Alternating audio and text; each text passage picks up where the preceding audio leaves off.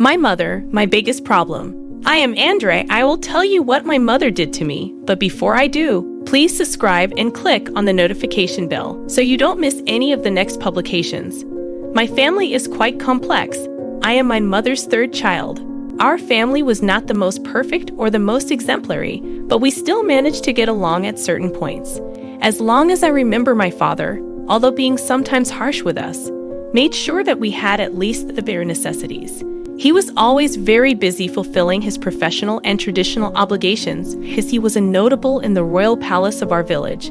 We are in the western region of Cameroon. For those who know, traditional obligations are of paramount importance because each member of the palace represents an important body for the functioning of the chieftaincy. Back to my family, Dad's absence had become a norm, and when he was at home, the peaceful moments were very short-lived. Dad and Mom could argue about anything. I often saw Mom crying, but I didn't dare comfort her. I didn't know how to go about it. I just managed to behave like an exemplary and irreproachable child in order. However, I could see that she was not very happy. She smiled little and worked all the time. My brothers, for their part, remained indifferent, so didn't have that experience of being in a joyful family that laughs and shares everything together, and I already got used to it. The little love for my family that remained was shattered when my mom got up one morning and packed up her things, leaving the house. When you grow up, you will understand. I have to leave. I can't stay here anymore. With these words, she left. Dad had not returned from his last mission. Every step my mother took broke my heart.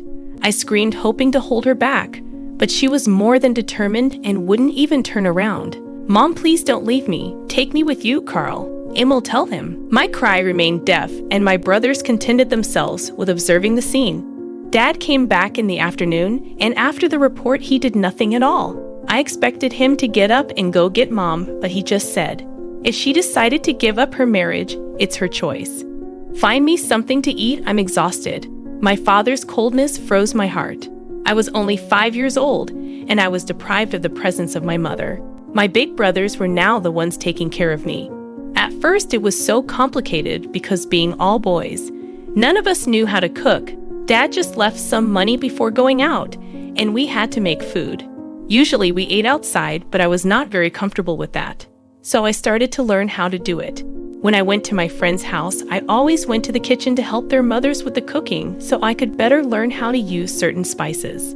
So when I was 10 years old, I got permission to use the kitchen, and I tried it. At first, it was not good, but I got better with time. I had become the mini head chief of the family. I had almost forgotten my mother, and my studies had become my only refuge. After my secondary studies, I had to go to the capital, Yaoundé, to start my university. I enrolled in law school because my goal was to speak for those who could not. I was passionate about this field, and I did my best, and it was during my journey that I had met Precious. Initially, I noticed her because she was one of my most direct competitors.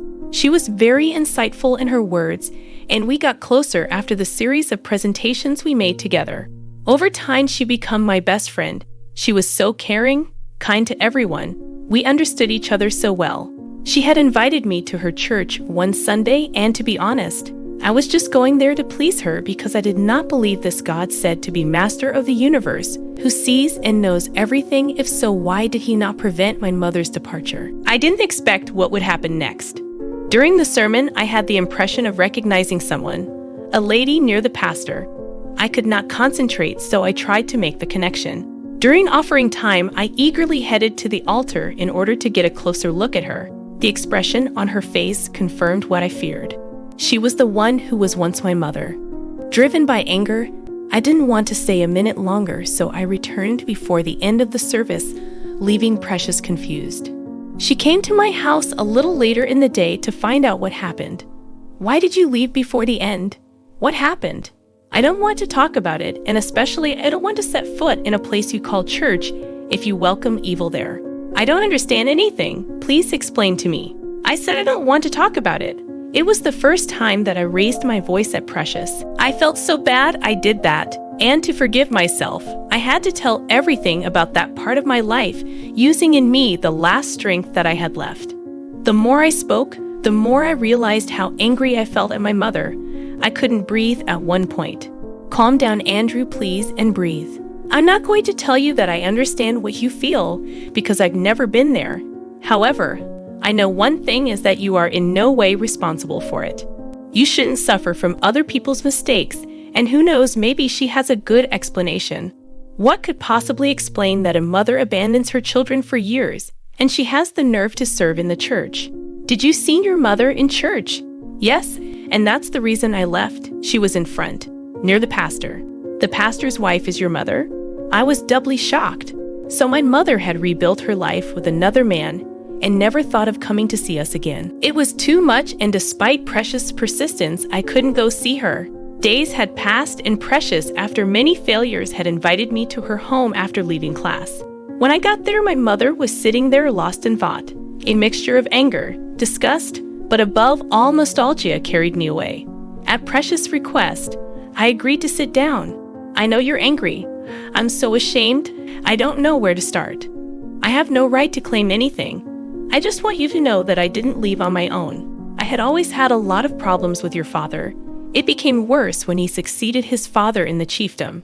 But that was not the problem. Your father went almost all the time on a mission, as he said, but in reality it was not so. I had discovered that he was a member of an organ, a human trafficking network. He abducted children and young girls, disemboweled them, and sold them afterwards. The village was his hiding place. He only returned there when duty called him to the chiefdom. Besides that, he had several lovers in all the towns he visited. When I dared to ask for explanations, he threatened me, saying that it would cost him nothing to disembowel me and that no one would ever know. For you, I stayed, or at least I tried. I couldn't take it anymore. I sometimes found human fingers in his travel bag on his return. I decided to leave with you, but he threatened me, saying that if I took his boys, he would have all 4 of us killed. If he couldn't get you, then we would both lose. To save you, I had to leave. It hurt so much to leave my children, but I had no choice. However, I continued to pray that God would keep you. God gave me grace in this city, and I was welcomed by the members of this church. I later got married to the pastor, and he is unaware of this story. I don't know if he will ever forgive me. I was a coward, I know. I am ready to suffer the consequences, but I am grateful because God answered my prayers. I asked him to lead you to me, and he did. My little baby Andrew, my little one, I've missed you so much. Seeing my mother's tears and hearing these words, I felt helpless. She was so dejected that my first instinct was to take her in my arms. I missed this warmth. I no longer wanted to part with it. Precious later spoke to me about forgiveness and about Christ, who above my own weaknesses loves me as I am. I was moved to know such love, and I am more willing to put it into practice. First with my mother, then with my father. But the road is still long. As for Miss Pastor, I will be delighted to meet him. Who knows what the future holds?